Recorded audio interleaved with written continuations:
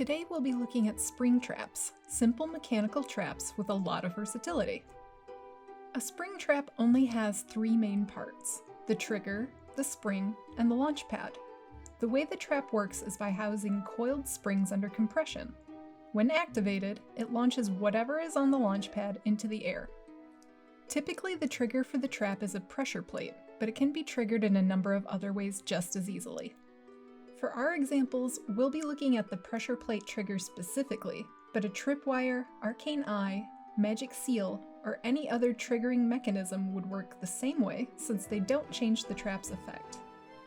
When a standard spring trap is triggered, it deals 1d6 bludgeoning damage and launches the victim 20 feet in the direction the launch pad is facing.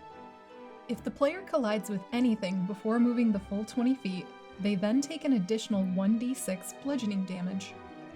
If the victim is launched into a surface or object that would deal non-bludgeoning damage, apply damage of that type instead. If the victim collides with another creature, both creatures then take 1d6 bludgeoning damage. Let's take a look at a scenario you could implement in your own dungeon. Virgil fails his perception check and steps directly onto a pressure plate, triggering a spring trap in a large open room. Virgil takes 1d6 damage immediately and is thrown 20 feet straight up. Upon reaching maximum height, gravity takes over and Virgil falls 20 feet, taking an additional 1d6 damage per 10 feet of falling, so 2d6. Luca, while laughing at Virgil's misfortune, excuses himself into a nearby hallway and immediately steps on a pressure plate that springs him up 5 feet onto the ceiling. Luca takes 1d6 damage from the spring's trap force, then an additional 1d6 damage for colliding with the ceiling. He then falls 5 feet to the floor, taking no additional damage since the fall is less than 10 feet.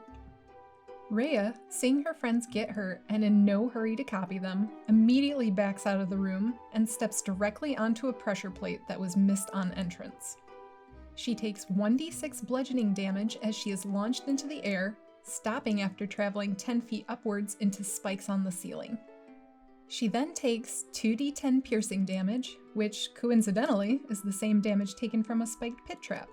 Upon being dislodged from the spikes, Rhea falls 10 feet and takes an additional 1d6 bludgeoning damage from the fall.